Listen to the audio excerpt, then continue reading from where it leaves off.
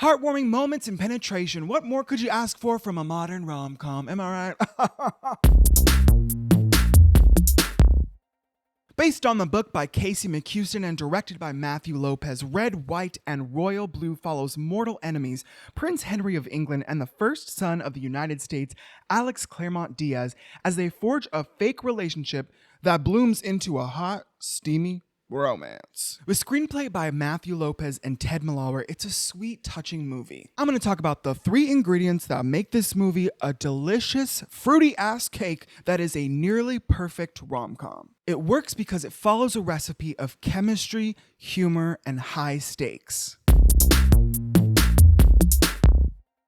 Alex, played by Taylor Zakhar Perez, is a student attempting to follow in his mother's footsteps. His mom is the president, by the way. Taylor is known for his role in The Kissing Booth 2 and 3, which I didn't see because absolutely not. This man is fucking stunning. Lashes for days, and has charm that I could feel emanating through the screen. Lord forgive me, Jesus. Alex is a playful character that honestly we don't get to see fully fleshed out. I saw someone say they wished it was a mini-series, which I get, but listen, this genre is so saturated. Better to have a one-and-done movie moment that we can revisit and enjoy. There's a tweet I saw comparing the actors, saying one of them is acting for Riverdale and the other is in Call Me By Your Name, implying that Taylor is the Riverdale and Nicholas is the Call Me with the Peach. But I don't think that's completely fair because the character of Alex is naturally less uptight and he has less to lose. He's fun, carefree, and very much a foil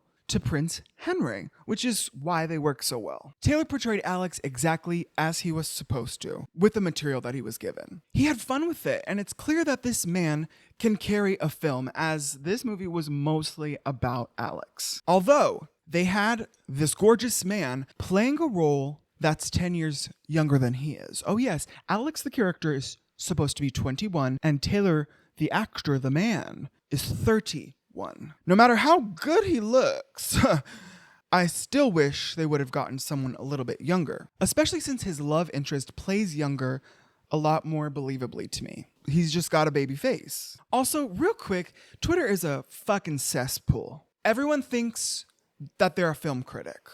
They went to film school. They've studied film their entire lives. Actually, even before they were born, in the womb, babes, they were studying Martin Scorsese. They were watching Goodfellas, The Godfather, La La Land, The Shining, Psycho, Rear Window, The Red Shoes, A Philadelphia Story, Spider-Man No Way Home, Legally Blonde, The Princess Diaries, The Exorcist. Oh, When Harry Met Sally. Every classic movie you can think of, they've seen it, they've analyzed it, and boy, do they have things to say. They're brutal. And then you jump on YouTube or even Reddit and everyone is way nicer. It's possible the algorithm on those platforms are just focusing more on the positive and getting rid of, the hate speech, but I still think Twitter's a disgusting place, quite frankly. And I'm not calling it what they want to rebrand as. Nope, I'm never going to call it that. It's not what it is. The fact is, movies are never going to nail a book adaptation, but fuck, I wasn't ready for all of that.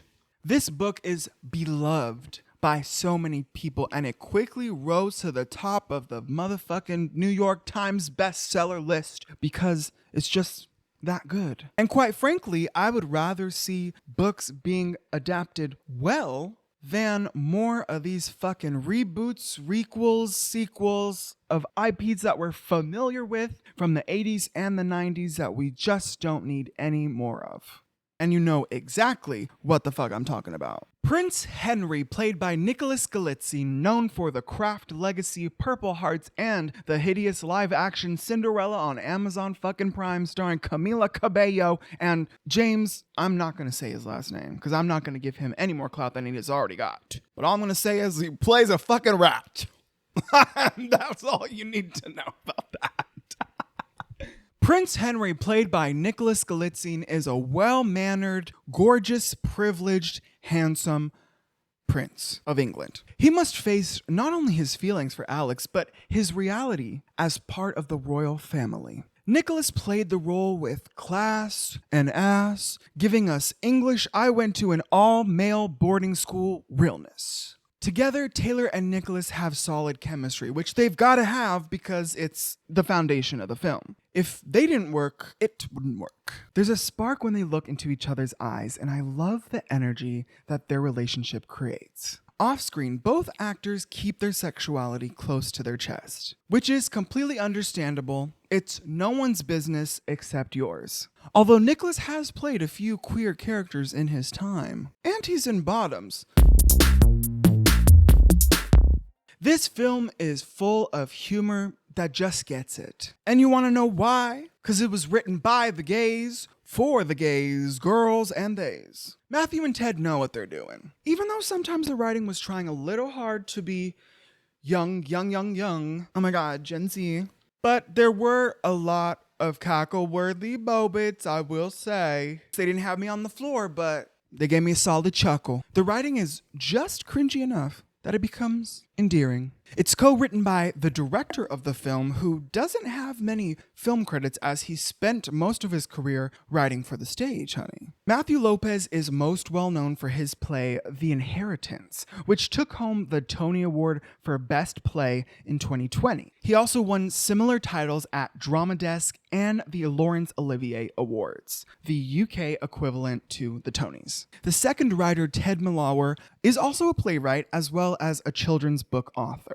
He recently wrote for the Netflix series Halston. And Matthew, she's got a busy and booked schedule, bitch. She is currently working on the remake of The Bodyguard for Warner Brothers. I'm not sure about that. I'm not sure that we need that. I'm not sure that anyone asked for that. I mean, who the fuck would be the star of that? Who in this day and age channels Whitney? No one. No one, I'm sorry. I mean, unless you can secure Beyonce, you better have a high budget, bitch. Then, I don't want to see it. I don't want to hear it. Pray for that movie, bitch. He's also adapting the novel Leading Men for Searchlight, which is about Tennessee Williams and his partner. So, she's booked. I can't comment on how good of an adaptation this movie was, but I do wish that the author of the film, Casey, had more of a hand in creating this film. You look at projects like The Summer I Turned Pretty by Jenny Han. She is the showrunner, bitch. She's running the show. I love how hands-on she is. I'm not saying it needed to be like that necessarily, but no matter how much someone may love the source material, which it's clear that Matthew López does love it, there's nothing like working with the person who wrote it, came up with it, sucked it out of their mind and put it onto paper. Millions of people loved it. Just nothing like it. Story-wise, the pacing was off a bit for me at moments, but I could see how the monotony flowed into the important parts of the story better in the book. But no matter how well it's written on the page, it ultimately falls on the actors to give a decent performance,